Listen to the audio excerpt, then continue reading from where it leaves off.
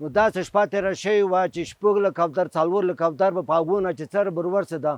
په پټیو کې به کېنول عسکر به په مرکایون به پیدا شو هغه شو نوره بیا ونه بمبار شروع کړ د مو کور لوند دغه کوزه پلتیږي چې وخت د ټوله په ماشین ولګېدلې دي د جوز نه دغه مو کور څنګ ته دغه ځکه یو نفر یو داس کې شهید کوي په پوس کور کې شهید کوي په دغه شپه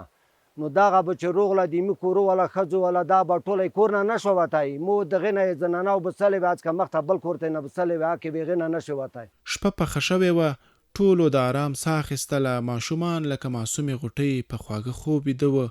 یو ناڅاپه د وحشت بلا غېږه له کلي تاو کړه د تورې شپې برخلیک پیل شو په هغه شپه د ډېرو معصومو ساګانې ووتې